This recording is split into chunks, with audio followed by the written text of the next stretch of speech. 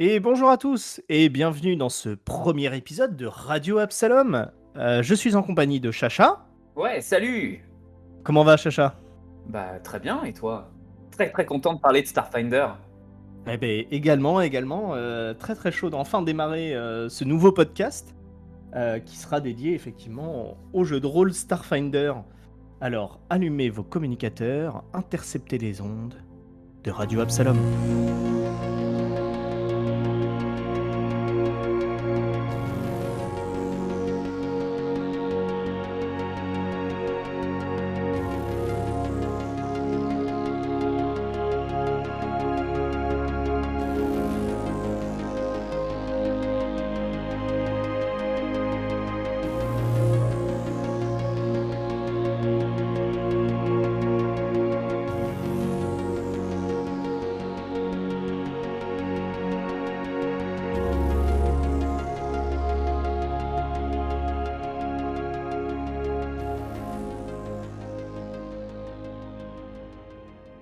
Pour commencer ce premier épisode, je te propose un petit peu déjà d'expliquer à nos auditeurs qui ne connaîtraient peut-être pas, Starfinder, de leur, expliciter un peu qu'est-ce que c'est, Starfinder?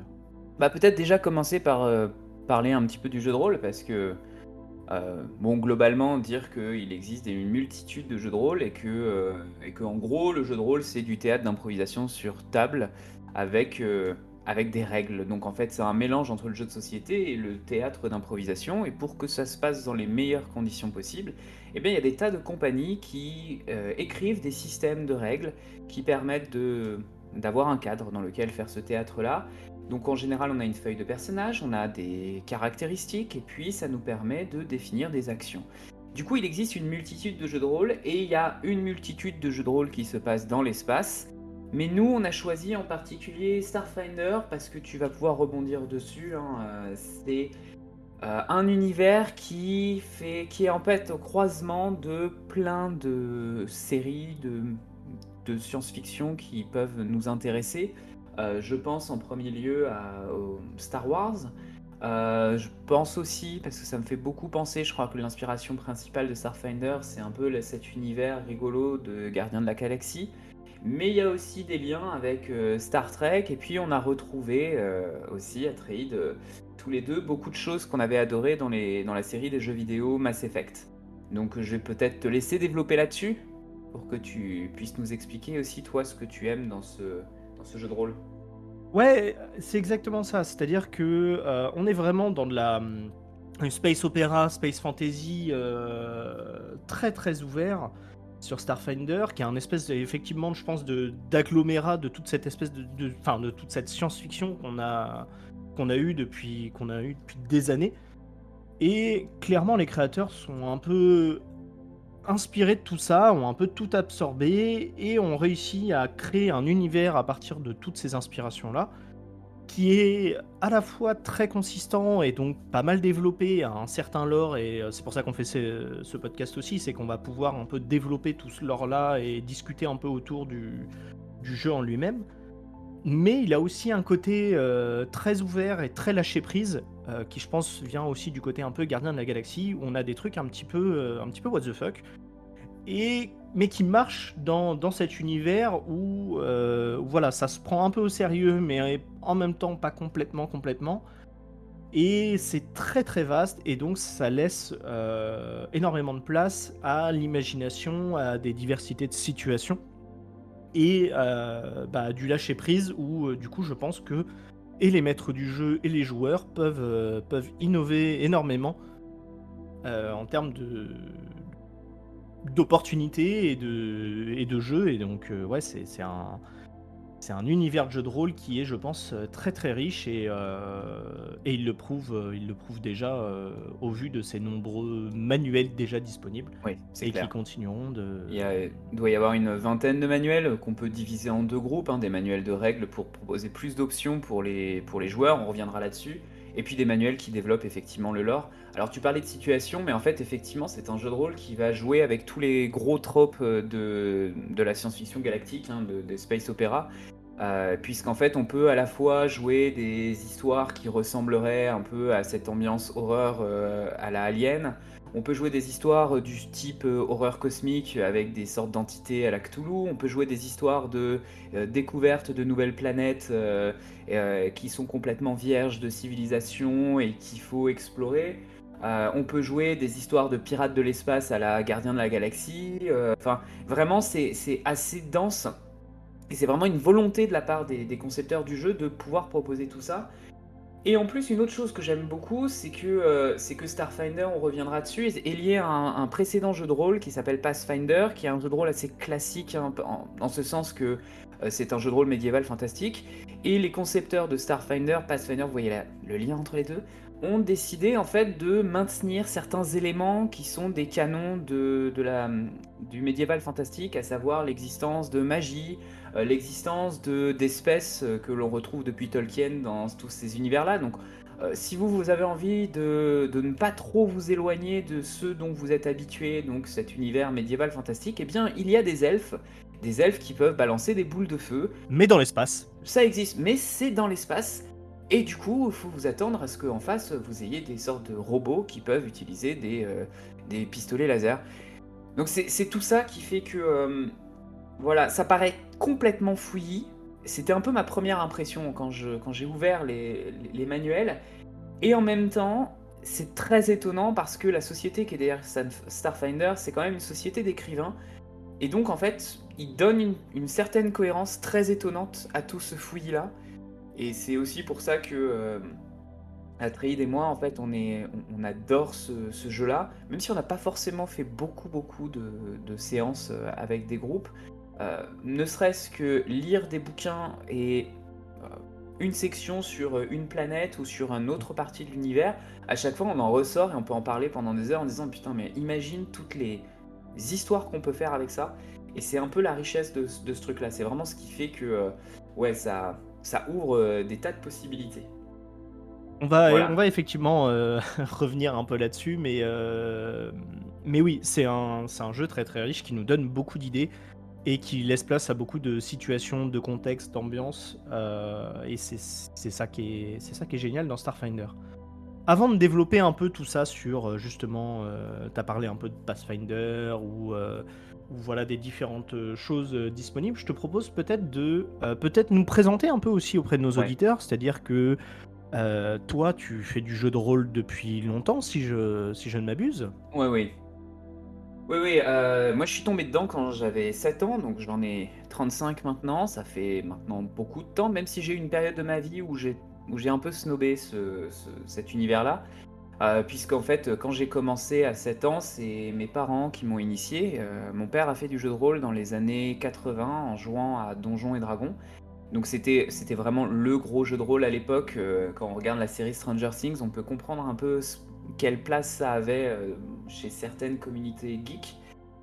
Et donc en fait mon père venait de là, il avait essayé Donjon Dragon dans sa prime jeunesse et il nous a fait expérimenter ça. Et moi à 7 ans, j'avais adoré les livres dont vous êtes le héros. Et du coup en fait je suis vraiment tombé dedans et j'étais sur les premières versions de Donjon Dragon. À l'époque, on était passé à la deuxième édition de Donjon Dragon. Aujourd'hui, on est à la cinquième édition. Le jeu a beaucoup changé depuis. Et donc, j'ai fait pas mal de jeux de rôle. Quand je suis arrivé au lycée, en fait, la troisième édition venait de sortir. Elle date de 2000. Et cette troisième édition, c'est une qui a vraiment aussi gagné en popularité parce que elle a un peu installé des systèmes de règles que l'on va retrouver dans un certain nombre de jeux de rôle aujourd'hui. Euh, Ah, moi, et c'est par... Ouais, c'est... typiquement avec celle-là que moi j'ai réellement démarré. C'est-à-dire que j'avais Ouais, été un ouais. peu introduit parce que, pour expliquer un peu à nos auditeurs, donc avec Chacha, on est amis depuis, De depuis longue qu'on est date. enfant, parce que nos Mm. parents sont amis. Donc mon père avait également joué au jeu de rôle avec le tien et aux premières versions de Donjons et Dragons. Mm, Et moi, ça a vraiment démarré au collège quand j'ai attaqué justement. Donc là, c'était la 3.5, je crois, mais ouais. voilà, c'est là où tout s'est créé et je pense que ça s'est beaucoup développé à cette époque-là, qui a été une belle époque du jeu de rôle, avant que Mm. justement il y ait une petite période de creux, Ouais, notamment autour de la quatrième édition de Donjons et Dragons, mais qui était pas liée forcément qu'à Donjons et Dragons, c'était plus un contexte. Le jeu vidéo prenait un essor très très fort et ouais. donc du coup très vite le jeu de rôle s'est retrouvé un peu plus délaissé. Et le truc Oui, qui est amusant, c'est que moi je suis venu à Donjons et Dragons parce que j'avais fait du jeu vidéo avant. Et en fait, c'est là-dedans, au travers de ces jeux vidéo de d'Heroic Fantasy et tout machin, que je suis un peu tombé dans le jeu de rôle. On m'a dit: «Ah bah, tu bien les elfes, les dragons et tout ça. En fait, tu peux jouer un aventurier avec nous. On va se mettre autour d'une table, tu vas voir, on va bien rigoler, on va lancer des dés et on va pouvoir, récupérer, des trésors et faire des aventures et beaucoup de conneries aussi». Et ouais. ça va être rigolo et du coup, j'ai attaqué ça au collège et c'est toujours, c'est un truc que j'ai toujours adoré et j'y ai passé beaucoup de temps, dans mon adolescence en tout cas.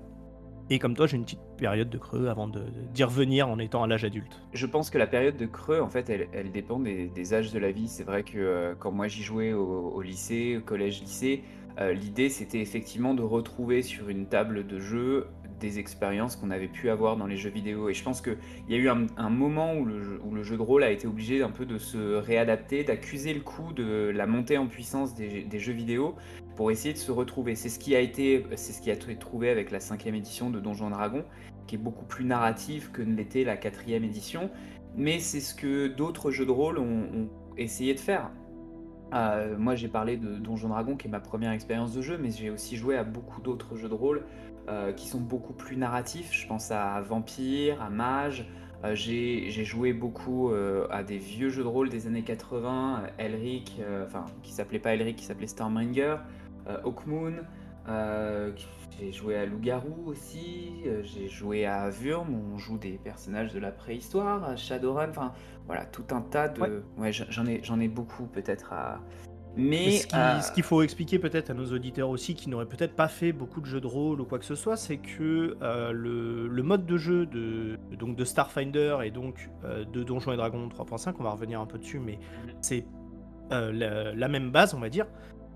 Ce sont pas des modèles universels, c'est-à-dire que c'est pas parce que, enfin, vous pouvez avoir joué à des tas de jeux de rôle et ne jamais avoir expérimenté ce mode de jeu-là, qui vont être Exactement. simplement des espèces de règles de gameplay, de façon de jouer les dés, de gérer nos personnages qui vont être différentes. Mais c'est vraiment pas universel, c'est des choses qui sont assez répandues parce que Donjons et Dragons est populaire et donc beaucoup de jeux de rôle Mhm. se sont basés là-dessus et donc les gens commencent avec Donjons et Dragons et dérive sur d'autres après, des fois avec d'autres mécaniques, des fois avec la même mécanique parce que bah, ça permet d'être en confiance déjà avec le gameplay, on va dire. Mhm.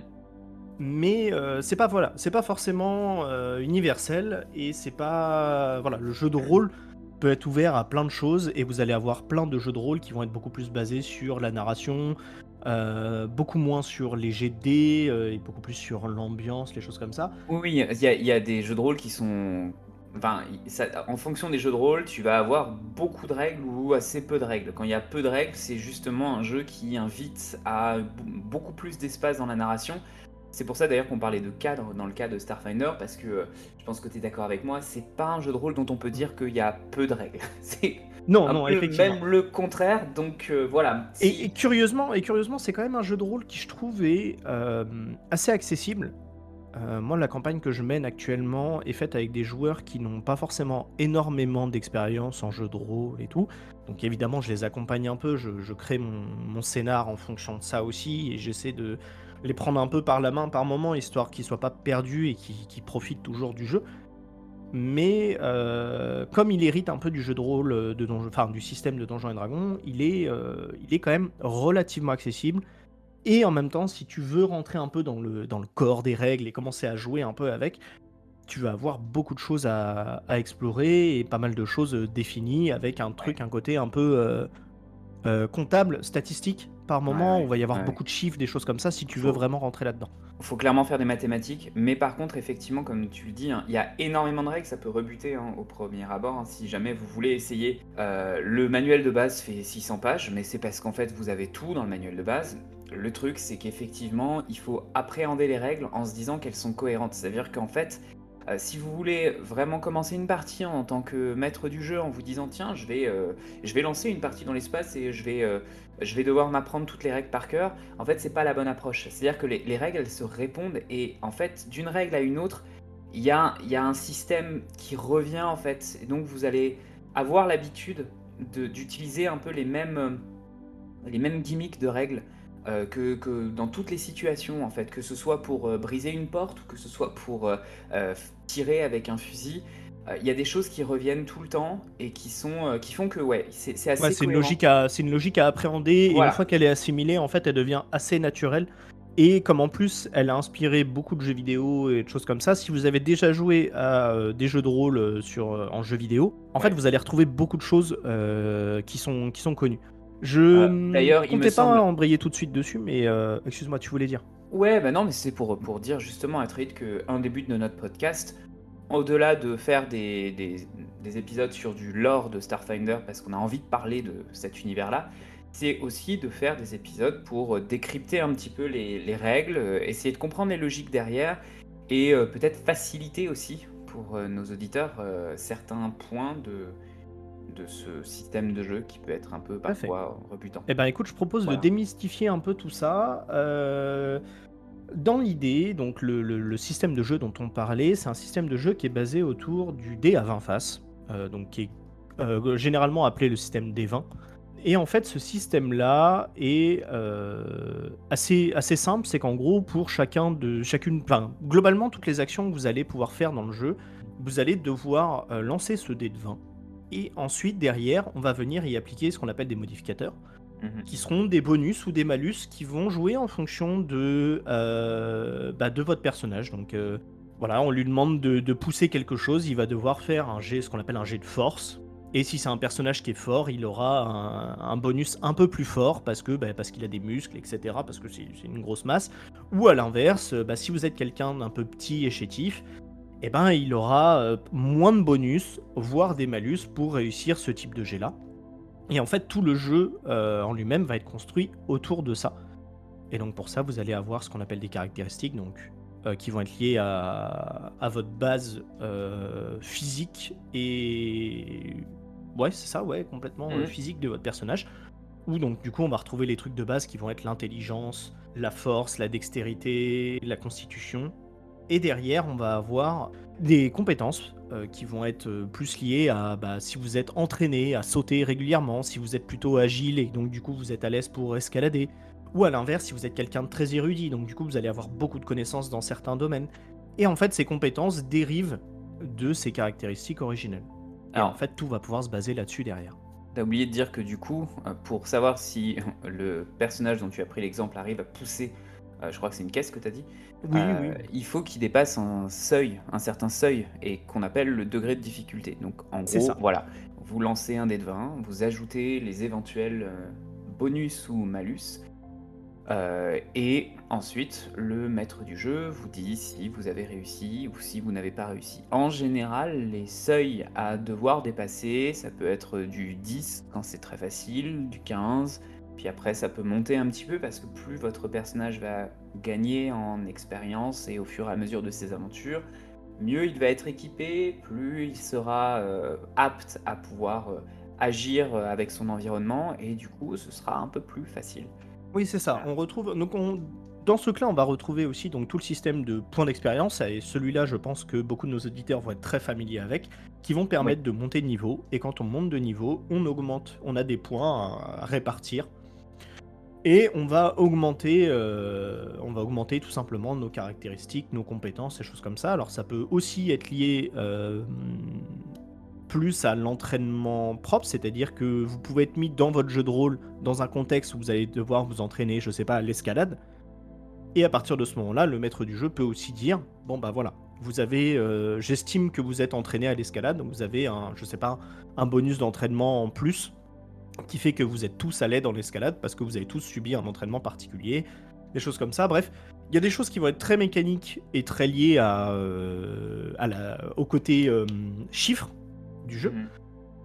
Mais faut pas vous sentir bridé par ça, et même si vous voulez être maître un peu du jeu et tout ça, vous pouvez tout à fait en fait lier ça à votre évolution, à l'aventure que vous faites, et dépasser un peu ce système très mécanique de j'ai gagné 600 points d'expérience, je passe un niveau, donc je débloque telle compétence, qu'on retrouve énormément dans le jeu vidéo, mais vous pouvez incorporer ça de manière un peu plus fluide et naturelle pour que vos joueurs se sentent plus à l'aise et que tout ça fasse un peu plus corps et paraissent moins mécaniques. Oui, Il ne faut pas avoir peur de ça. la différence principale avec un jeu vidéo, effectivement, où vous allez attribuer des points pour optimiser votre personnage et réussir des épreuves qui sont définies par le jeu vidéo, c'est que là, on est dans un jeu de rôle et que même s'il y a une mécanique qui ressemble à celle des jeux vidéo, en fait, euh, l'idée c'est que justement, avec toutes les options qui existent dans cet univers-là, en fait, ce que vous dit Starfinder, c'est plutôt aller chercher les options qui vous plaisent. Et il n'y a pas de personnages qui sont optimisés pour réussir toutes les épreuves que le maître du jeu pourrait vous mettre devant vous, parce que de toute manière, vous ne pouvez pas vous préparer aux épreuves qui vont être pensées par le maître du jeu. Donc du coup, faites le personnage que vous voulez. C'est-à-dire que si vous voulez créer un personnage dont vous vous dites que c'est un soldat de l'espace qui est très à l'aise avec des armes à longue distance, mais qui en même temps pratique la danse, eh bien, mettez des points en profession danseur, et puis ça ne fera qu'enrichir votre personnage, parce que en fait, on peut aussi développer des histoires autour de la danse dans la station Absalom. Enfin, voilà, il y a des choses qui font que vos points ne doivent pas être. Vous devez pas appréhender le jeu de rôle, et notamment ces jeux un peu comme Starfinder qui vous font utiliser beaucoup, beaucoup de points, beaucoup de malus, etc. Ne l'appréhendez pas comme un jeu vidéo. Chaque point que vous mettez sur votre feuille de personnage doit être normalement une ouverture pour explorer un peu plus la biographie de votre personnage. Et c'est ça que nous, on aime aussi. C'est-à-dire qu'on retrouve des choses qui nous sont familières dans les jeux vidéo, et en même temps, on peut faire des personnages qui sont tout pétés. C'est Voilà. ça. En fait, c'est une des choses, et souvent ça arrive, les joueurs prennent beaucoup. Enfin, après plusieurs parties, vont être beaucoup plus là-dedans que dans le côté porte-monstre trésor, un peu qu'oriente ce côté chiffre du jeu de rôle. Et c'est notamment ce qui était reproché un peu au système de Donjons et Dragons 3.5, c'était que il orientait vachement les joueurs sur ce côté, voilà, vous allez à l'aventure, vous combattez des monstres, vous avez des récompenses, vous gagnez une plus belle épée, et puis vous allez vous faites un autre donjon, vous gagnez d'autres récompenses, etc., etc. Le jeu de rôle, en fait, permet aussi de faire autre chose que ça. Donc, généralement, et c'est des choses que vous pouvez expérimenter, mais vous allez voir que des nouveaux joueurs vont assez vite aller là-dedans, et vont pas forcément être à l'aise avec ce côté, je m'approprie mon personnage, et je tente des choses au niveau de son caractère, au niveau de ce qu'il aime pas, etc. Et plus le jeu va évoluer, plus en fait vous allez naturellement vous avoir tendance à partir là-dessus et à tenter des choses qui vont créer des situations drôles, des situations plus originales, et qui vont aussi vous aider à vous approprier et à aimer un peu votre personnage et à faire corps, même si l'expression est peut-être un peu abusé, mais parce que vous ne serez pas tous de grands acteurs, etc. Mais vous vont vous aider à le caractériser en tout cas. Et c'est ça qui est cool aussi dans le jeu de rôle, c'est que vous faites ce que vous voulez. Dans le jeu vidéo, vous êtes contraint à ce que le jeu vous permet et à ce que le jeu vous met en face de vous. Dans le jeu de rôle, c'est vous qui décidez ce que vous faites, ce que vous aimez, ce que votre personnage aime faire ou pas. Si vous avez envie de danser à un moment, vous pouvez. Et c'est au maître du jeu de réagir en fonction de ça. Ouais, complètement. Et c'est ça aussi la richesse du jeu de rôle. Si tout ça vous fait un peu peur, dans tous les cas, ne vous inquiétez pas, parce que donc c'est l'instant peut-être un peu promo, mais c'est vrai que Starfinder et Pathfinder, comme t'en parlais, font ce qu'on appelle des boîtes d'initiation.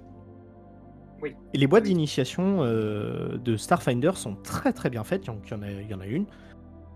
Et en gros, elles donnent tout, c'est-à-dire qu'elles demandent de mettre quand même 40 €, donc je reconnais que ça peut être un budget, mais dedans, elles vous donnent tout de quoi jouer C'est pas plus mal cher de qu'une parties. boîte de jeu de base, hein. Enfin, C'est ça, c'est comme une grosse boîte de jeux de société et tout, donc ça représente un petit investissement, mais si vous voulez vous y essayer, c'est vraiment pas mal.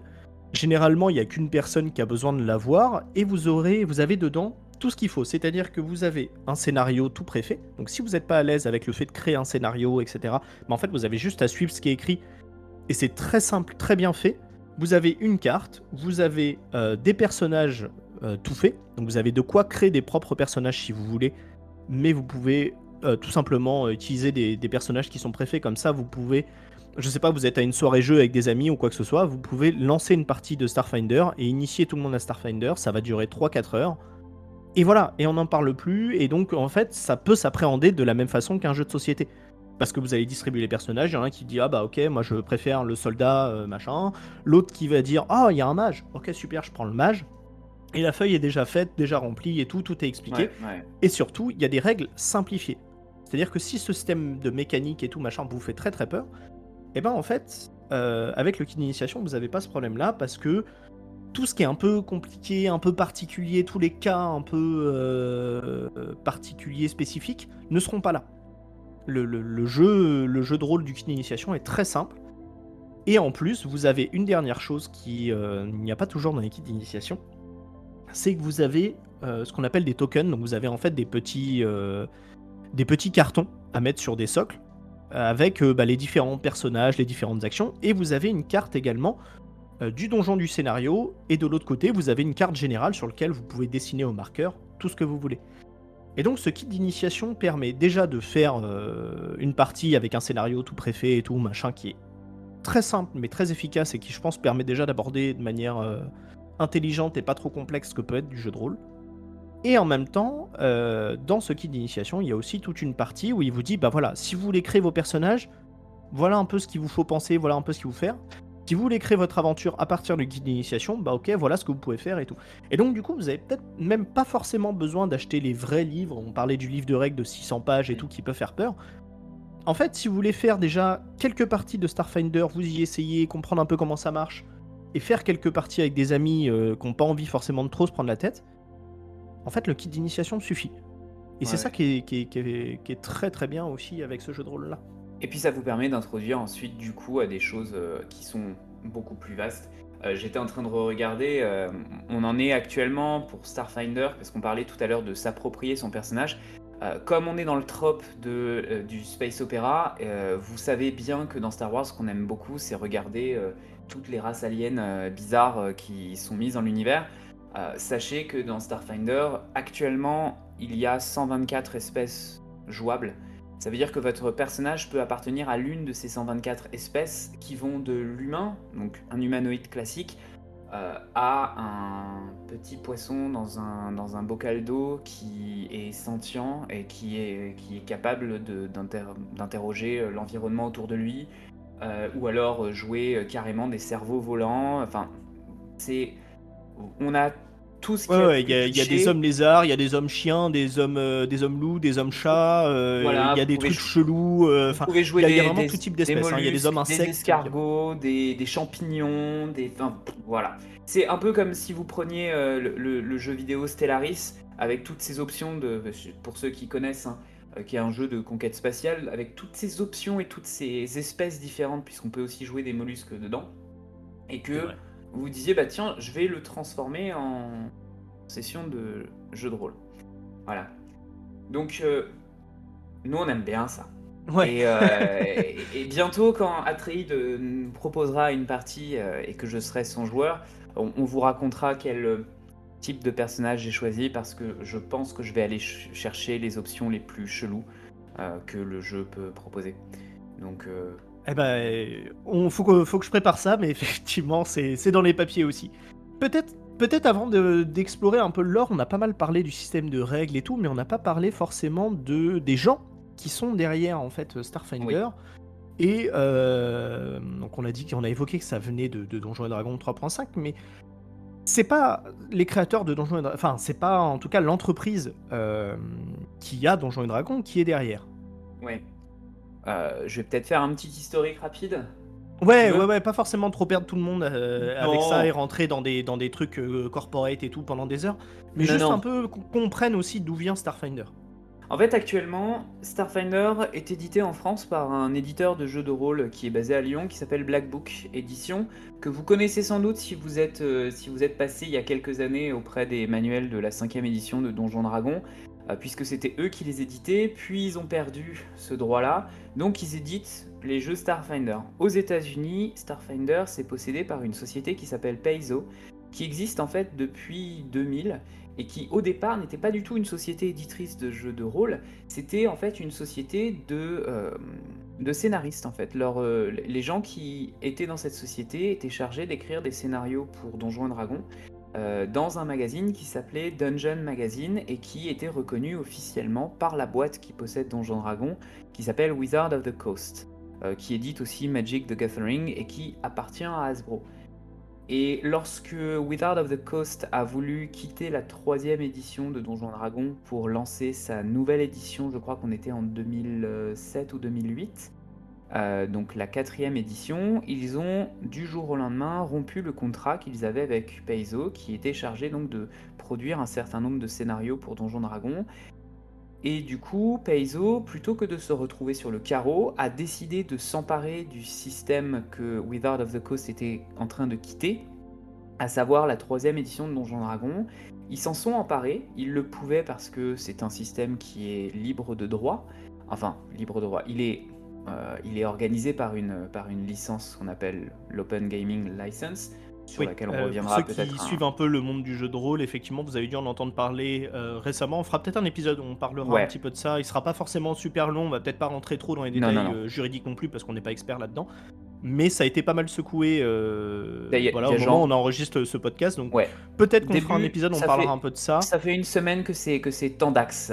Ouais, Donc ouais, là on enregistre ça début évolue. 2023, on est début janvier 2023, donc si vous suivez un peu le monde du jeu de rôle, vous savez que c'est actuellement Tandax. Mais bref, en tous les cas, Paizo a décidé de s'affranchir de Wizard of the Coast et de créer son propre jeu de rôle en s'appuyant sur qu'ils avaient vu dans Donjons Dragons, 3e édition. Donc en fait, ils ont repris ces règles-là, ils les ont un petit peu peaufinées, ils les ont un peu modifiées, et ça a donné Ah, le ils jeu de avaient rôle. l'expérience, en fait, ils ont Ouais, joué énormément à Donjons et Dragons 3.5 et donc du coup ils ont vu tout ce qui était hyper intéressant et aussi tout ce qui pêchait un peu, peut-être était un peu lourd, ce qui était reproché notamment à la 3e édition, c'est qu'il y avait des trucs un peu, on se perdait un peu des fois dans les chiffres, c'était un peu lourd à faire ouais. et du coup ils se sont un peu réappropriés tout ça.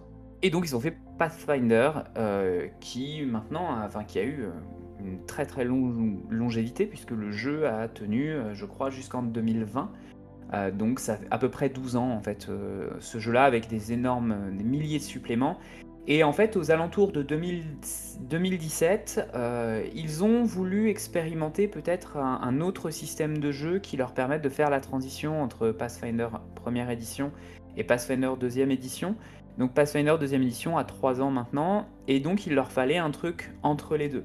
Et plutôt que d'aller chercher un univers médiéval fantastique, beaucoup de gens à Paizo sont assez fans du space opéra, et du coup ils se sont lancés dans un jeu de rôle un peu à côté, qui reste dans l'univers global, dans le métaverse de Pathfinder, mais qui se positionne en fait dans le futur de cet univers médiéval fantastique. C'est pour ça qu'on disait qu'il y avait de la magie, et ça leur a permis en fait de faire un système de règles qui est en fait en transition entre les Pathfinder 1 et la deuxième édition de Pathfinder. Donc on va retrouver des choses qui sont assez liées à ce qu'on a pu voir dans Donjons Dragons 3e édition, et en même temps des choses qui s'en éloignent. Voilà, donc globalement Et c'est un d'ailleurs, peu ça qui est...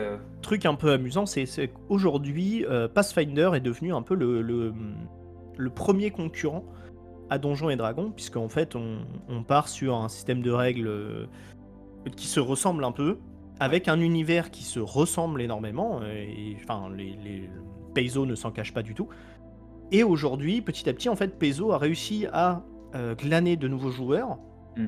et s'est fait une petite réputation, et au fur et à mesure, en fait, Paizo est en train de devenir le concurrent direct de Donjons et Dragons. Et Pathfinder, je pense, est le jeu de rôle qui fait peur aujourd'hui à Donjons et Dragons. Ouais. Le gros avantage avec cette société Paizo, c'est que comme au départ c'était avant tout des scénaristes, du coup en fait c'est aussi pour ça que l'univers de Starfinder et celui de Pathfinder sont aussi intéressants, parce que ce sont des gens enfin, ça les intéresse d'écrire des histoires, quoi. Et notamment Paizo publie énormément d'aventures toutes prêtes à être jouées, puisque c'était leur objectif initial. Du coup, c'est très chouette, parce que moi, en tant que maître du jeu, si j'ai envie de masteriser Starfinder et de pas prendre trop de temps à préparer une session de jeu, en fait, il y a des campagnes toutes prêtes. Alors, les campagnes dans le jeu de rôle, c'est vraiment des scénarios qui durent sur plus. C'est comme une série sur plusieurs saisons. Donc là, il faut s'attendre à jouer plusieurs mois avant de résoudre l'aventure. Mais Paizo propose aussi des scénarios beaucoup plus courts qu'ils appellent des scénarios Starfinder Society ou pour Pathfinder, Pathfinder Society, qui sont en fait comme les épisodes qui passaient sur M6 dans les années 90, c'est-à-dire des épisodes qui sont pas forcément liés entre eux, qui font une saison, mais en même temps il y a quelques épisodes qui font avancer l'histoire du monde global. Oui, il y a un côté très filler, etc., où ça va être des péripéties. Et Exactement. une fois de temps en temps, il y aura des choses qui vont se répondre, qui auront des petits liens, mais dans l'ensemble, c'est juste des péripéties très courtes et Et très efficaces. l'idée de ces scénarios, c'est qu'aux États-Unis, c'est des jeux organisés. Donc ça veut dire que vous amenez un personnage et que vous pouvez trouver n'importe quel groupe qui joue à tel scénario et augmenter. Enfin, comme si en fait vous jouiez à un jeu online. En France, c'est pas encore développé ce truc-là. Par contre, les scénarios sont utilisables et ce sont en fait des scénarios qui sont pensés pour être joués en 4 heures. Donc tout à l'heure, on parlait de la boîte d'initiation, mais c'est un peu la même chose. Si moi j'ai envie de faire jouer des gens à Starfinder, je peux prendre un scénario de la Starfinder Society. Il y a des personnages créés aussi exactement comme la boîte d'initiation que je vais pouvoir prendre et que je vais proposer à mes joueurs. Et on va jouer en 4 heures, ce sera fait, ça me demande pas beaucoup de préparation. Et souvent, c'est des scénarios qui sont assez rigolos. Et du coup, ce qui est assez intéressant aussi, c'est que ça fonctionne comme des saisons. Et du coup, Paizo a fait le choix que les années dans l'univers de Pathfinder ou de Starfinder augmentent avec nos années à nous. Ça veut dire que quand Starfinder est sorti en 2017, du coup, quand on commence le jeu Starfinder à l'époque où il est sorti, on était à l'année 317 après le gap. Et aujourd'hui, si je devais donner un âge dans Starfinder, on serait en 323. Donc c'est très facile à identifier. Et en fait, ça leur permet, en faisant ces scénarios très rapides à être joués, mais qui sont joués par plein de gens aux États-Unis, ça permet en fait de développer, de créer une dynamique dans leur univers et qu'il y a toujours des choses qui se passent. Donc c'est assez cool. Après, dans tous les cas, par contre, faut pas que ça vous fasse peur aussi, cette espèce d'évolution continuelle, graduelle de l'univers, parce qu'en fait, ce qu'arrive à faire Paizo avec Pathfinder et surtout avec Starfinder, c'est que, et moi c'est quelque chose que je reprochais notamment au Royaume oublié, qui est un univers particulier de Donjons et Dragons, c'est qu'en fait le lore est là, mais il n'empiète pas sur la créativité et les possibilités d'aventure des joueurs. C'est-à-dire que c'est tellement vaste et, et, et la façon dont on est écrit le lore permet justement de, au contraire, créer des situations et de la créativité pour les joueurs, au lieu de les brider en disant bah non, tu peux pas faire ça parce que dans le lore, tu comprends, il y a machin qui faisait truc à cette époque-là et donc tu peux pas. Ça, c'est chouette et c'est une vraie force de Starfinder. Oui, J'en en profite fait, pour revenir. Oui, excuse-moi. ouais, en fait, effectivement, Starfinder, Pathfinder, ce sont des jeux qui sont normalement centrés autour de, alors pour Starfinder, de la Société des Explorateurs Stellaires. C'est la traduction officielle française de Starfinder. Et en gros, c'est le nom du jeu de rôle, mais c'est aussi le nom d'une société qui est chargée d'explorer la galaxie dans le jeu. Du coup, la plupart des événements sont des événements qui sont en lien avec cette société d'explorateurs. Dans Pathfinder, c'est une société d'archéologues. Et en gros, en fait, quand vous jouez à ces scénarios courts, on vous met dans la position de personnages qui appartiennent à cette société d'explorateurs. Donc le jeu est clairement orienté vers ça, hein. C'est pas un jeu dans lequel vous allez jouer quelqu'un qui gère tout un univers, toute une corporation, etc. Non, le but c'est vraiment vous êtes des explorateurs et votre but c'est d'explorer le système spatial. Voilà, Donc et vous allez vivre des aventures qui auront des liens plus ou moins marqués avec différentes choses, selon les planètes que vous allez explorer, les personnes que vous allez rencontrer, bref. Tout ça, c'est à votre maître du jeu aussi de le mettre un peu en place. Mais il faut pas avoir peur de ça. ouais. Vraiment là-dessus, le jeu laisse vraiment beaucoup de place à la création et à l'appropriation un peu de l'univers. Est-ce qu'on parle de la présentation de l'univers? Bah justement, alors j'allais rebondir là-dessus, parce que tu parlais du fait que le lore de Starfinder est dérivé, c'est le futur de Pathfinder. Mhm.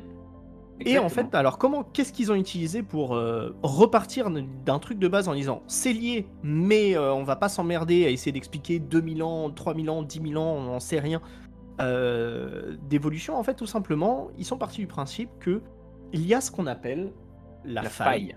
faille. Voilà. exactement. Dans Starfinder, il y a la faille. C'est un événement. On ne sait pas vraiment ce que c'est. Mais tout ce qu'on sait, en gros, c'est que l'univers de Starfinder existe après la faille. Voilà. Donc, en gros, des gens se sont retrouvés, ils étaient sur leur planète, etc., machin, avec tout devant eux. C'est-à-dire qu'ils avaient des vaisseaux, ils avaient des constructions mécaniques, ils avaient plein de choses, ils avaient une technologie.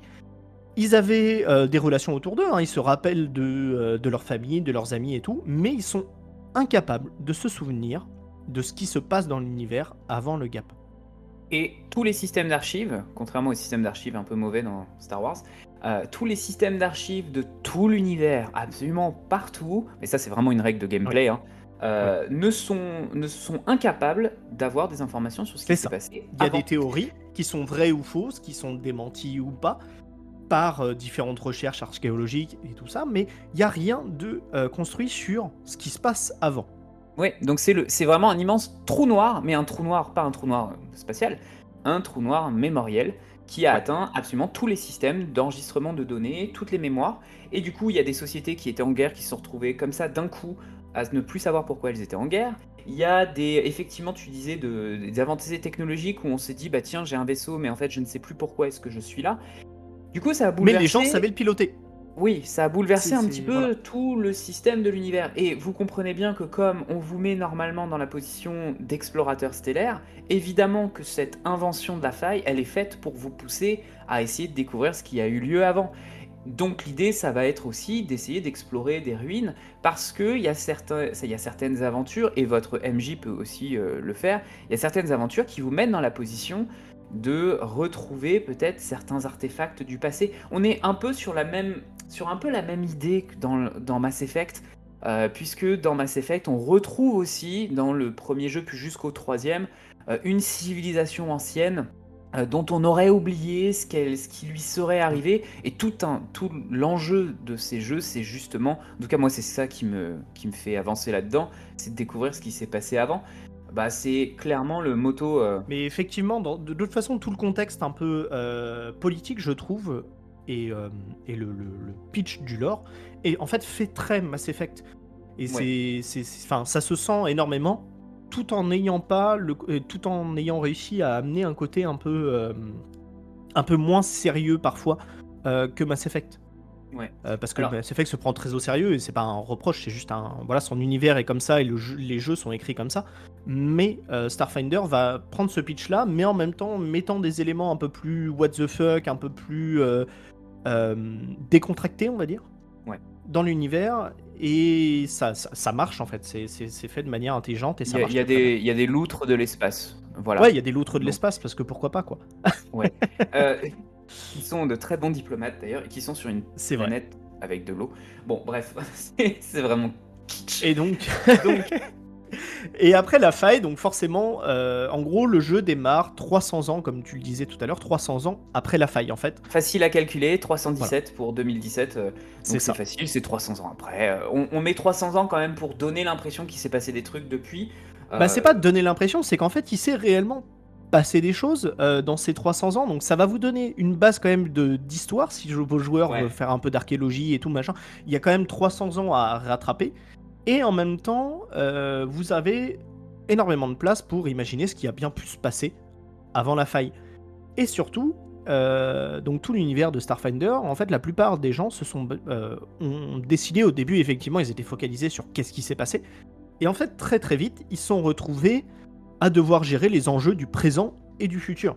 Ouais. C'est-à-dire qu'il y a eu, vous vous en doutez, des tentatives de conquête spatiale, des guerres, des choses comme ça. Et donc tout ça, c'est un peu organisé. Et il y a eu ce qu'on a appelé le pacte. Le pacte, c'est tout simplement un genre de traité diplomatique qui garantit la paix avec certaines races et certaines planètes. Et ensemble, ils vont Paix former et le monde du défense pacte. mutuelle. Et défense mutuelle, c'est vrai. Ouais. Ouais. Et tout ça va créer ce qu'on a appelé les mondes du pacte, qui est, si vous voulez, un petit peu l'équivalent de la République dans Star Wars. Ouais, Euh, c'est la base dans laquelle vous allez jouer en fait, même si vous pouvez vous en éloigner évidemment.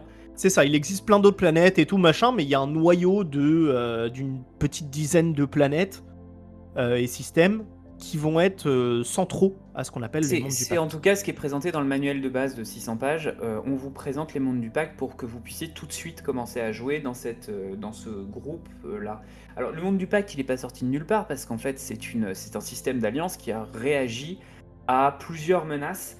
La Mhm. première étant la tentative de conquête d'un empire qui se trouve dans un système solaire voisin qui s'appelle le Vescarium et Tout à fait. qui est organisé par des Vesques qui sont des sortes de gros hommes lézards. Ça, c'est la Ah, première c'est vraiment grosse. des gros hommes lézards, hein, C'est des gros hommes lézards.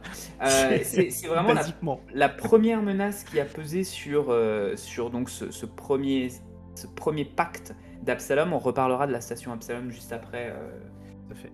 Atréide. Et puis ensuite, finalement, le Vescarium n'a pas réussi à prendre les mondes du pacte. Du coup, il a fini par s'associer également au pacte, notamment pour réagir face à une autre menace qui, elle, date d'il y a 50 ans quand vous commencez à jouer, qui est la... Enfin, 50 ans, pardon.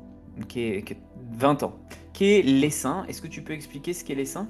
Alors oui, et en même temps pas complètement, parce que c'est encore assez flou aussi sur ce qu'est l'essaim réellement. Mhm. Mais l'essaim, si ma mémoire est bonne, c'est un genre Le truc insectoïde. Voilà, un Voilà, c'est insectoïde une race, immense c'est une qui espèce vient, insectoïde qui vient en fait tout simplement coloniser des planètes. Et en gros, donc cet essaim est rempli d'insectes qui répondent, qui ne sont pas à la base des races intelligentes. Tout simplement, elles répondent à la volonté de l'essaim. Et il y a donc les Shirren, qui sont en fait ces insectes-là qui ont réussi à se détacher de l'essaim Mhm. et à se créer eux-mêmes leur propre conscience, civilisation. Et donc du coup, voilà. Et donc du coup, ils vont être aussi pas mal victimes parfois de racisme et de choses comme ça, parce qu'en fait, c'est une nouvelle espèce qui Mhm. en plus dérive d'un cataclysme qui s'est passé au final assez récemment dans l'univers et qui tente en fait de se faire un peu sa propre voix aujourd'hui. Alors, très clairement, l'inspiration pour l'essence, c'est Starship Trooper, hein, enfin, Bien entre sûr. autres. Voilà, il y a aussi la stratégie Ender hein, qui est un peu derrière. Donc, vous voyez qu'on va chercher un peu partout hein, dans la SF. Donc voilà, globalement, du coup, les Vesques ont décidé de le Vescarium a décidé de s'allier au monde du pacte. Et la petite particularité du monde du pacte, et moi c'est ce que j'aime beaucoup parce que je vais pouvoir glisser ma référence à Babylon 5, qui est une série de science-fiction des années 90 qui était pas forcément bonne, mais qui a eu quand même un scénar entre la deuxième et Ah, il y a de bonnes idées. ouais, entre la deuxième et la quatrième saison, c'était vraiment très très bien. En fait, ce pacte, on l'appelle le pacte d'Absalom parce que au centre de votre univers et au centre du monde du pacte, il y a une station spatiale qui est la station Absalom, qui porte exactement le même nom pour pas vous perdre avec la capitale du monde de Pathfinder, qui était la ville d'Absalom. Et en fait, cette station spatiale Absalom, elle est un tout petit peu particulière parce Alors, que... si vous avez joué à Mass Effect, basiquement, c'est la citadelle, hein. Ouais, clairement. C'est clairement la citadelle de Mass Effect dans l'univers de Starfinder. C'est le même pitch de base, globalement. Je te laisse expliquer un Ouais, peu. en fait, on ne sait pas d'où elle sort. Par contre, elle est précisément à l'endroit où se tenait la planète Golarion, qui a disparu du coup et qui était la planète dans laquelle se passe Pathfinder, donc votre C'est jeu ça. de rôle médiéval Donc, fantastique. toute la planète de Pathfinder 2, donc du jeu de rôle Pathfinder, donc médiéval fantastique et tout, s'est transformée, en fait, en tout cas a disparu. Ou a Et à disparu, la elle a peut-être place, explosé. on a cette station spatiale très technologique, avec à sa tête une immense cité très développée, etc. Et où plus on va descendre, en fait, donc en gros, il y a un genre de dôme en haut de cette station, avec des plateformes sur le côté, etc. Et en dessous, il faut imaginer des genres de tours qui descendent, et qui vont en amener au cœur de la station. Et en gros, plus on va descendre dans cette station, plus ce sont des niveaux inexplorés. Et donc en fait, plus ça va donner lieu justement à des aventures, à des créatures, à des pirates, à des choses comme ça. Et tout en bas de cette station se trouve le cœur de la station qui, en gros, c'est là où vous allez avoir toute l'énergie de la station. Parce que ce qu'il faut savoir, c'est que la station est alimentée de manière autonome par ce cœur-là. Et ce cœur-là ne semble jamais dégénérer. C'est une pierre étoile. C'est une pierre étoile, exactement. Et le truc de ça, c'est qu'elle est très très bien protégée. Parce que vous en doutez bien que les premiers arrivés sur la station Absalom, quand ils ont découvert ça, leur but c'était de récupérer cette espèce d'énergie infinie pour en faire quelque chose. Ils n'ont jamais réussi à atteindre cette pierre étoile et ils n'ont jamais réussi à s'en emparer ou à en faire quoi que ce soit. Et le deuxième avantage de cette pierre étoile, Oui. c'est qu'elle est un émetteur universel. Quand on vous disait que la station Absalom était le centre de l'univers de Starfinder, c'est tout simplement parce que, où que vous soyez dans l'univers de Starfinder, quand vous faites ce qu'on appelle le drift, qui est un peu le... On va expliquer un peu plus ce que c'est, mais pour l'instant, comprenez que c'est un peu le trajet en vitesse lumière de Ouais, Star Wars, c'est ça. si vous voulez, même si on va éclaircir un peu plus ça. En fait, peu importe où vous vous trouvez dans l'univers, vous êtes à moins d'une semaine, une semaine Ouais, une semaine. de la station Absalom. Parce que en fait, vous pouvez la repérer, son émetteur est toujours visible et à toujours une semaine de là où vous êtes. Alors, Et c'est pour ça qu'en fait, la station Absalom est le centre de ce monde de pacte. Parce que, en fait, à partir du moment où vous pouvez voyager dans le drift, vous êtes à une semaine de cette station.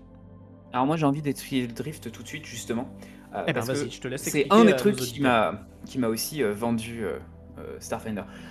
Globalement, le drift ressemble un petit peu à ce que dans Warhammer 40 000 on appelle le warp. Clairement, il y a, enfin, quand je relis le lore de Warhammer 40 000 et que je vois Starfinder, ils ont un peu pompé, mais il n'y a pas que ça.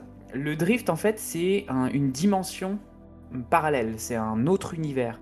Et c'est en fait un univers qui a été ouvert par une sorte de divinité qui s'est construit au tout début, juste après la faille, Il dérive d'ailleurs des divinités de Pathfinder 2, mais qui on va pas dérive élaborer dessus. des divinités de Golarion, de Pathfinder, et qui est une divinité qui s'appelle Triune. Et Triune, elle a, sans que personne sache vraiment pourquoi, comment, elle a la main mise sur cette dimension parallèle que l'on appelle le drift. Et du coup, en fait, c'est quand vos vaisseaux entrent en hyperespace, en fait, ils entrent pas en hyperespace, ils entrent dans une autre dimension. Ah, ils vont Et quand drifter, ils vont déraper de voilà, dimension et passer dans la dimension du drift. quand ils le font, ils amènent avec eux des portions de leur réalité dans cette dimension. Et ce qu'elle a de particulier, cette dimension, c'est que les personnes peuvent y accéder sinon par ces engins que vous mettez dans vos vaisseaux, qui sont donc des moteurs drift. Donc même des personnes qui sont très très très puissantes, qui ont toutes les magies de l'univers, ne peuvent pas y entrer par des moyens magiques. Et du coup, quand vous êtes dans cette dimension-là, en fait, le temps et l'espace sont un peu courbés. Ça veut dire que le temps qui se passe dans cette dimension n'est pas le même que le temps à l'extérieur de cette dimension.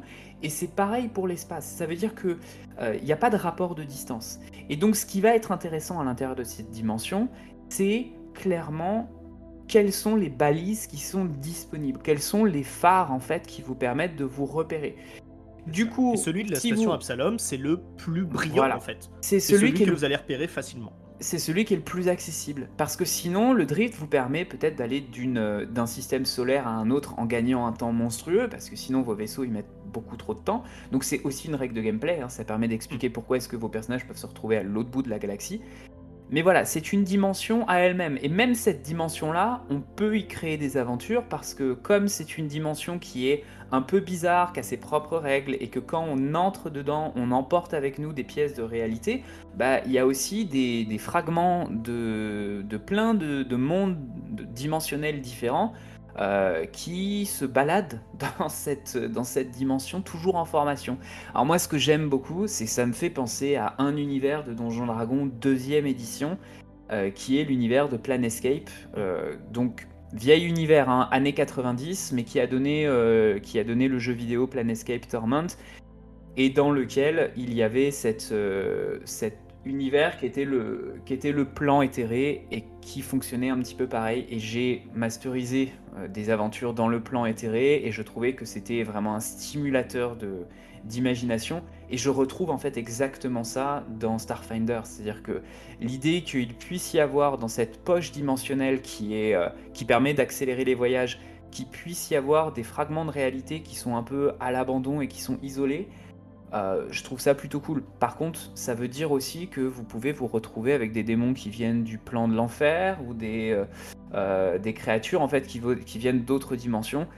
Donc bon, à Et vous surtout, une de des choses voir ce que vous en intéressantes, et là faites. je vais peut-être donner une des idées que j'avais pour certains de mes scénarios, mais en fait le drift, il est aussi mentionné qu'on a la technologie pour, mais que c'est peut-être pas forcément le truc non plus le plus stable. Et donc en fait Oui. quand vous faites un passage dans le drift, potentiellement, et imaginons, je sais pas, vous avez un de vos moteurs qui est un peu endommagé, etc., vous tentez quand même un passage dans le drift, ça peut avoir des conséquences autour de vous, c'est-à-dire que ce qui est autour de vous peut être absorbé également dans le drift. Oui, le fragment de Mais cette réalité. instabilité-là et ce manque de maîtrise-là qu'on a sur cette technologie qui nous a été donnée par les dieux, en fait, fait que si on imagine un truc un peu scalaire, un peu de fou, vous pouvez absorber une planète ou des astéroïdes avec vous dans le drift. Et là, vous commencez à voir que vous pouvez vous amuser énormément en fonction du contexte dans lequel vos personnages vont passer dans le drift, ce qui se passe autour, etc. Et ça, c'est vraiment très très cool. Parce que du coup, ça rend même le voyage en vitesse lumière, qui est pas très intéressant si on prend Star Wars ou quoi, le voyage en vitesse lumière, bah, c'est juste un temps mort en attendant qu'on rejoigne notre planète. Là devient aussi un vecteur de potentiellement d'aventure, de rencontres et peut-être de problèmes liés à ça. Et ça c'est plutôt cool quoi. C'est pas juste un voyage dans le vide. Alors tu viens de l'évoquer, mais j'ai évité d'en parler trop directement. Mais effectivement, comme Starfinder est un dérivé d'un jeu de rôle médiéval fantastique, il y a donc des divinités qui Oui. se, qui se Oui, on trouvent va dans peut-être cet pas parler univers. pendant des heures des divinités. On fera sûrement un épisode Non, c'est dédié à assez ça, mais facile. Il faut vous imaginer que les divinités, c'est un petit peu comme ce que peut-être Marvel, comme Marvel les traite. C'est-à-dire qu'en fait, ce sont des sortes d'entités qui sont extradimensionnelles. Voilà, ça a Hmm. toujours été ça dans Donjon Dragon, c'est aussi ça dans Pathfinder, c'est ça dans Starfinder. Et donc, il y a un certain nombre de divinités qui répondent à certaines philosophies qui permettent un petit peu déjà d'éviter de tomber dans des débats théologiques, puisqu'en fait, en créant un univers qui est euh, où vous avez putain le mot m'échappe, où vous avez plusieurs divinités, j'ai oublié le nom. Euh, donc c'est un univers avec plusieurs, Poly... voilà, polythéiste, merci, Voilà. punaise, c'est dur, hein. Voilà. C'est... Donc quand un univers avec plusieurs divinités, ça évite d'être obligé de faire des références immédiates à notre univers à nous, à notre monde avec beaucoup de religions monothéistes. Et puis surtout, en fait, ces divinités, elles vont avoir un rôle aussi narratif, c'est-à-dire que bon, ça permet de mieux caractériser votre personnage. Donc Triune, par exemple, qui est le dieu de la technologie, qui a créé le drift et dont on connaît pas beaucoup de choses. Bon bah voilà, c'est un dieu de la technologie. Sa fonction, ça va être un peu de s'occuper de tout ça. Et puis il y en a un que j'aime énormément, donc je l'évoque juste, et puis après on fera un épisode peut-être là-dessus. Ouais, je pense qu'on... Parce qu'il y a beaucoup de choses à dire aussi Et sur les c'est divinités. Abadar. Abadar, le maître du premier coffre, qui est un dieu de la civilisation, du commerce, de la loi et de la richesse, et qui, en fait, dans Starfinder, joue un rôle assez important, puisque à la fois c'est une divinité donc du commerce, et en même temps, ces prêtres, ces temples sont organisés comme une énorme corporation, qui est en fait une corporation bancaire. Et donc c'est assez drôle, quoi, parce que du coup c'est votre méga société que vous pouvez avoir dans tous les jeux cyberpunk du monde, quoi. C'est assez drôle. Voilà. Et donc ça permet aussi de vraiment s'éloigner du monde dans lequel on est. Ça permet pour celles et ceux qui ont déjà fait du jeu de rôle dans des univers médiévaux fantastiques, ça vous permet d'éviter de vous perdre un petit peu. Et puis évidemment, votre personnage peut avoir sa propre philosophie. C'est aussi prévu dans le manuel de base. On vous propose quelques philosophies sur le rapport au monde dont vous pouvez vous emparer. Voilà. Je propose là-dessus de peut-être, parce que là on est parti un peu loin peut-être dans les divinités et tout, revenir sur un côté un peu plus terre-à-terre pour présenter un peu à nos auditeurs. Peut-être la base, c'est-à-dire déjà quelles sont les races, on va dire, on va prendre celle du livre de base, mais juste déjà les évoquer et dire un peu à quoi elles ressemblent, histoire que peut-être nos auditeurs voient de quoi on parle. Ouais. Euh, Alors, oui, juste pour une question de langage, mhm. Paizo a abandonné le terme de race pour le remplacer par le terme d'espèce Pardon, dans effectivement. ses derniers manuels. Donc même s'il parle de race dans les manuels qui ont été édités en 2017, aujourd'hui il préfère utiliser le terme d'espèce. Ok. Et dans Pathfinder 2, ils utilisent le terme alors Ancestries en anglais, je sais plus comment ça a été traduit en français, plutôt que de parler de race. Voilà, c'est Très pour bien. dire, pour dire qu'on est en 2023 et qu'il y a des choses Oui, ça peut être connoté négativement, etc. C'est Voilà. ce qui est absolument pas l'idée derrière. Ce sont effectivement donc des espèces. Alors, quelles sont les espèces de base? Les espèces de base donc de Starfinder, on en a déjà quand même pas mal. On va retrouver bien évidemment donc les humains, hein, voilà, Classique. classiques forcément. On va retrouver les androïdes. Donc les androïdes, ce sont des espèces purement mécaniques. Donc voilà, et donc ça peut y avoir des mélanges biologiques, des choses comme ça, mais ce sont des espèces qui vont avoir la forme un peu que vous voulez, où vous allez pouvoir justement justifier de l'apparence qu'ils ont, des capacités qu'ils ont en fonction de leur physique et tout ça, et donc des objets qui auront été créés, enfin faits sur eux lors de leur création. Vraiment, on est sur l'image de l'androïde qui peut avoir une forme très humanoïde, hein, si vous voulez, tout comme une forme qui peut s'approcher des droïdes de Star Wars, par exemple, des choses comme ça. Vous pouvez un peu laisser libre cours à votre imagination là-dessus.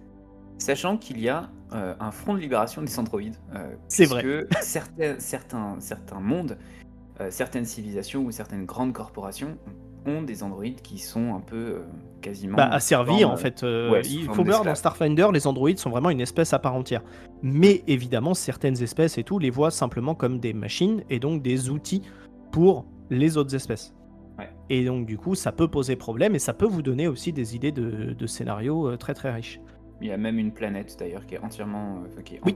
dédiée comme c'est un havre de paix pour toutes les créatures technologiques, mécaniques, robots, slash droïdes, ce que vous voulez, pour qu'ils puissent s'y réfugier. Et voilà, quand ils ont essayé de s'enfuir de l'état d'asservissement dans lequel ils étaient. Ensuite, nous avons, donc on l'a évoqué un peu plus tôt, mais il y a donc les Vesques qui sont des gros Droïdes. hommes lézards, et c'est une espèce plutôt un peu bourrine dans l'idée, enfin qui a en tout cas des volontés souvent de conquête, qui va s'imposer pas mal par la force, les choses comme Ouais. ça, qui va pas être toujours très spirituel. Ils sont, en tout cas, même si vous pouvez créer le personnage que vous voulez, globalement, les Vesques, en tout cas la planète Vesque de base qui a lancé le Vescarium, c'est une organisation impérialiste. C'est un peu Oui, votre... c'est très voilà. militaro-militaire, etc. Ça reconnaît la force. Voilà. C'est clairement l'espèce qui sert de porte d'entrée vers le trope de l'Empire intergalactique. Même si évidemment, quand vous choisissez un Vesque, vous pouvez lui donner la psychologie que vous voulez ou quoi que ce soit. Mais en tout cas, au départ, c'est ça. Ouais. Ensuite, nous avons les Isoki. Alors, les Isoki, ce sont des petits hommes rats, hein, globalement. C'est des hommes rats. Ces hommes rats, donc plutôt intelligentes et férus un peu de mécanique, de bidouilles voilà, technologiques.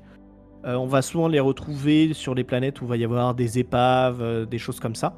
Donc vraiment, vous faites l'imagination d'hommes rats dans l'espace et vous avez les Isuki, hein, c'est basiquement ça.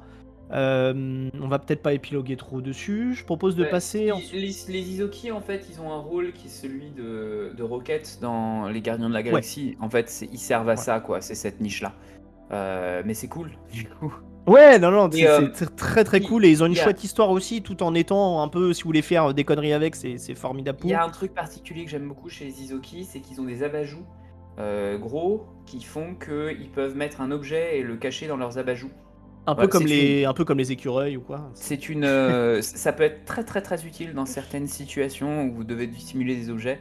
N'oubliez pas que votre compagnon Isoki peut mettre des objets dans ses abajous. Voilà.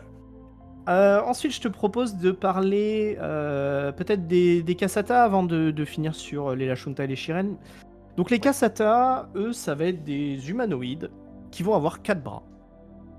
Ouais. Voilà, et une tête très allongée. Et qui souvent vont être pas mal, donc une espèce un peu diplomatique, on va dire. En tout cas, ils vont traîner beaucoup en politique.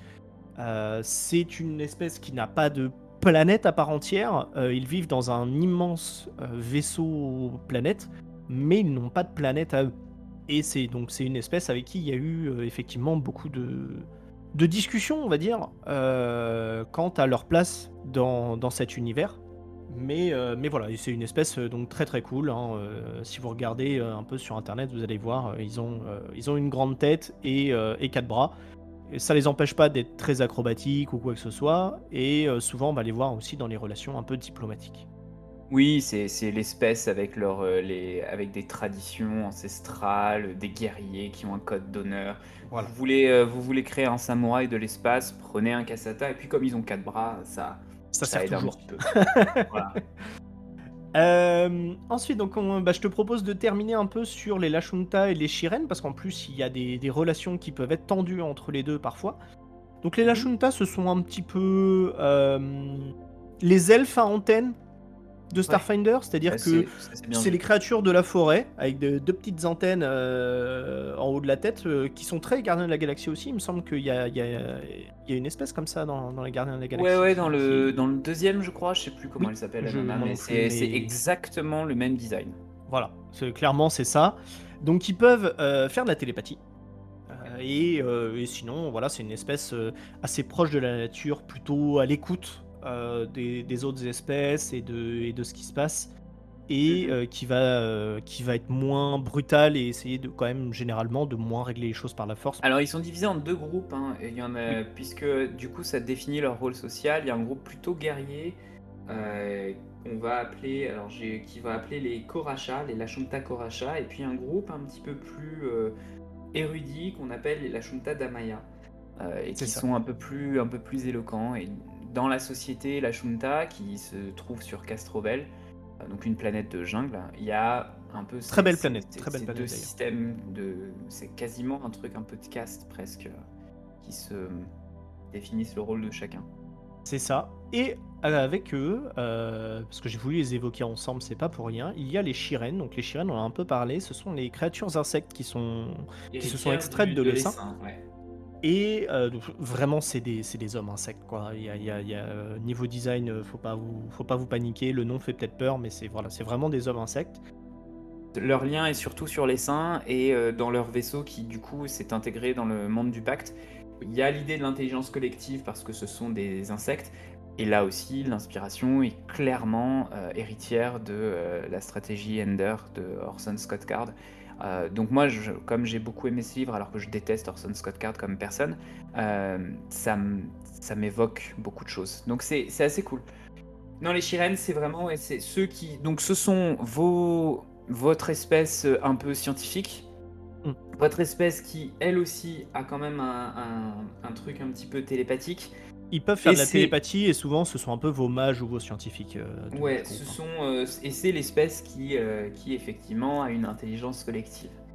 Voilà pour la présentation des espèces. Ouais. Est-ce que tu Euh, voulais peut-être évoquer deux, trois planètes un peu particulières qui donnent envie avant qu'on conclue alors, cet épisode, ouais, peut-être parce que je- ça commence à faire quelque temps qu'on Ouais, en juste discute? avant quand même, peut-être tu parles de mage depuis le début.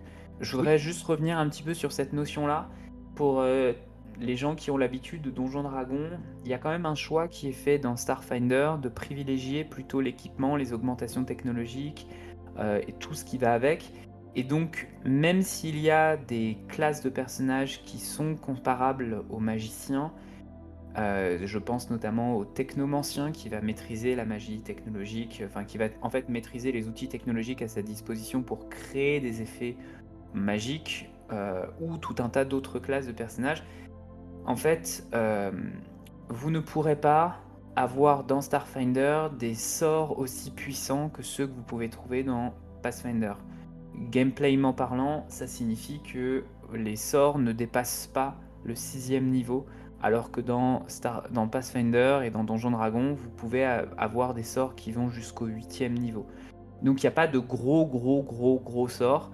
Il y a une volonté expresse de limiter en fait les pouvoirs magiques parce que vos personnages sont surtout caractérisés par leurs équipements. Enfin, pas que, mais Tout à fait, mais euh, enfin, en tout cas pour laisser la place aussi à la technologie et voilà. à tout ce qui peut en dériver. Donc maintenant sur les planètes. Les Ouais, peut-être planètes. en évoquer deux, trois voilà, qu'on aime bien et qui sont peut-être un peu particulières mais chouettes à évoquer. Alors moi j'aime beaucoup la planète Akiton qui est votre planète Mars. Donc la planète Akiton c'est une planète minière qui est pas très très loin de la station Absalom. C'est la planète rouge qui a eu en fait pendant très longtemps un développement économique assez fort puisque du coup c'est une planète sur laquelle, pour des raisons qu'on ignore, se sont, se sont effondrés des tas de vaisseaux de l'ancien monde. Donc il y a énormément de cadavres de vaisseaux. Ça me fait par ailleurs penser, il me semble que dans Star Wars épisode 7, la planète de départ de Jakku. l'héroïne, il y a aussi le même genre de choses, c'est-à-dire des vaisseaux qui sont des cadavres de vaisseaux. Ouais. Sur Star Wars, il y a beaucoup ces planètes-là un peu asséchées avec des épaves de vaisseaux et tout, machin. Sauf que là, il y a ça, plus des mines qui permettaient d'extraire, je sais plus comment ça s'appelle, mais en gros la source d'énergie qui alimentait les vaisseaux avant de découvrir le drift. Et donc la possibilité de voyager sur des milliers et des milliers de kilomètres. Et du coup, en fait, au moment où vous commencez à jouer à Starfinder, cette planète a subi un désastre économique puisque du coup, l'extraction minière s'est un peu effondrée puisque maintenant les vaisseaux vont dans le drift. Et du coup, bah, c'est une planète dans laquelle vous allez trouver pas mal de hors-la-loi, pas mal de syndicats de mineurs, notamment de mineurs nains qui sont un petit peu vénères, dans laquelle vous allez trouver aussi du coup, beaucoup de ruines à explorer. Donc c'est un peu votre planète qui a... Et puis oui, il y a un effet un petit peu Mad Max derrière ça. Ouais. Puisque du coup, bah C'est votre ouais, planète post-apo. ouais, la planète s'est tellement effondrée économiquement que les gens qui sont restés dessus sont des gens qui n'ont pas eu la possibilité de partir et d'aller voir ailleurs pour trouver d'autres possibilités d'existence. Et donc, ouais, vous voulez créer un truc un peu à la Mad Max, bah vous allez mettre ça chez Akiton, Sur quoi. Akiton, et puis ouais, Voilà. c'est ça. Moi, je souhaitais évoquer, il y en a deux, peut-être trois que j'aimerais évoquer un peu rapidement, pas traîner trop dessus, mais moi j'aime beaucoup le pitch de Vercès, qui est en fait une planète qui ne tourne pas. Et donc c'est une planète où la moitié de sa planète est constamment dans la nuit, et Oui. l'autre moitié de sa planète est constamment dans le jour. Ouais. Et donc du coup, bah, vous avez la moitié de la planète qui est complètement euh, aride, ou sur lequel il n'y a rien. Enfin, il n'y a rien, en tout cas, c'est à vous d'explorer ce qu'il pourrait y avoir dessus, mais où les températures sont pas du tout les mêmes, il n'y a pas d'éclairage, pas de choses comme ça. Et à l'inverse, vous avez une planète sur laquelle il fait toujours jour, et donc du coup, vous avez une planète très très riche, euh, et avec énormément, vous avez beaucoup, donc vous avez de l'eau, vous avez beaucoup de végétaux, des choses comme ça. Mais vraiment, vous avez une frontière jour-nuit au milieu de la planète, quoi. Et c'est assez, je trouve que le pitch est assez chouette. Ouais. J'avais également Triaxus que je voulais évoquer rapidement parce que je trouve ça rigolo. C'est la planète des hommes dragons. Voilà, globalement, et des dragons en général. C'est une planète où du coup les changements de température et tout sont très très forts.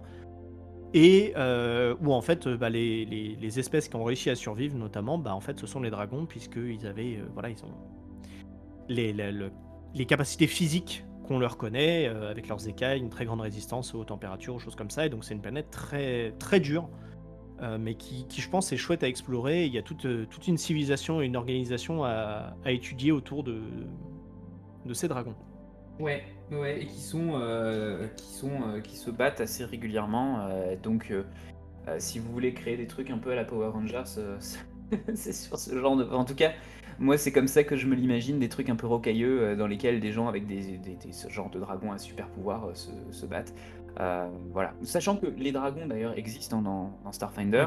Oui. Ils balancent, comme vous en avez l'habitude, des jets de flammes, mais ils ont aussi des bazookas avec eux parce que sinon, c'est pas drôle. Bah, c'est des dragons de Voilà. l'espace, quoi, donc ils ont des Voilà. pistolets laser. Donc, il y a C'est normal. vos, toutes vos créatures qui existent dans votre Moyen-Âge fantastique existent aussi dans Starfinder. Mais elles sont technologiquement augmentées, donc faut pas vous étonner si vous tombez Un sur des... dragon avec un bras mécanique, un Voilà, œil cybernétique et un pistolet laser, c'est ok. exactement, ça existe, c'est tranquille ou pépouze, hein, ça... Voilà. Voilà. Moi, je tenais à évoquer aussi le fait que dans le monde du pacte, il y a un soleil, Mhm. évidemment, et que ce soleil est habité. Ouais, on a découvert effectivement un archipel dans ce soleil, effectivement. Voilà. Donc c'est compliqué évidemment d'y accéder et tout, mais il y a des archipels, donc voilà, des genres de plateformes protégées dans lesquelles on peut vivre, respirer, etc., avec des gens qui habitent sur le soleil. Et ça, je trouve ça trop cool aussi, comme pitch, de pouvoir habiter sur le soleil. Et il y a même des cultes organisés autour des habitants du soleil et tout, machin. Enfin, voilà, il y a un vrai truc autour de ça. Et ça, voilà, je voulais l'évoquer parce que c'est un des trucs du monde du pack que je trouve chouette. Et il faut savoir après qu'il existe encore plein d'autres planètes avec des pitchs un peu originaux comme ça, qu'on vous laissera découvrir si ça vous intéresse. Ouais, on essaiera de faire des épisodes à chaque fois un peu thématiques dessus. Tout à fait, on développera bien évidemment un peu tout ça. En tout cas, on espère que... Enfin, je sais pas si tu avais d'autres choses à ajouter, Chacha.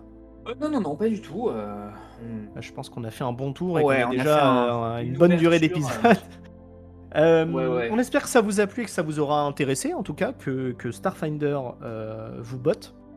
Si jamais ça vous tente, n'hésitez pas effectivement à jeter un œil peut-être en ligne. Les PDF sont achetables à beaucoup moins cher. Et sinon, vous avez toujours le kit d'initiation, qui est une très bonne porte d'entrée à cet univers. J'en profite aussi pour dire que, en fait, même si vous n'avez pas forcément la thune pour aller regarder à quoi ça ressemble, ni pour acheter les PDF, vous avez des sites internet qui sont, par exemple, Archive of Netis, qui sont en ligne, qui sont validés par Paizo et d'ailleurs qui travaillent avec Paizo et qui mettent l'intégralité des règles, des possibilités, des options de personnages en accès libre sur le site. Il n'y a même pas, enfin, il y a pas d'inscription, hein, c'est vraiment juste un site qui est une base de données.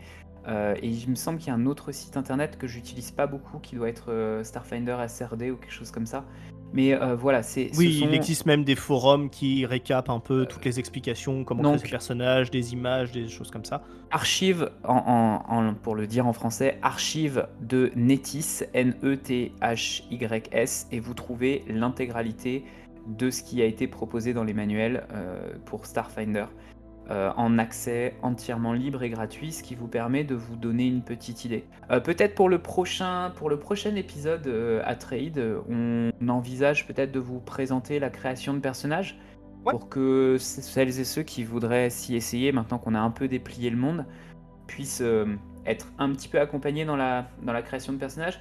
C'est assez Tout à bien fait, ça va fait. permettre d'élaborer, de discuter un peu autour Ouais, de certaines mécaniques du jeu, on n'a etc. pas du tout parlé des classes de personnages, donc voilà. Et puis sachez que c'est aussi un choix qui a été fait par Paizo. Donc il y a un seul bouquin à acheter si vous voulez commencer à jouer en dehors de la boîte d'initiation. C'est vraiment le core rulebook. Qui, contrairement à Donjons Dragons, où vous êtes obligé d'acheter plusieurs manuels, enfin il y a le manuel des joueurs, mais le MJ doit acheter son propre manuel.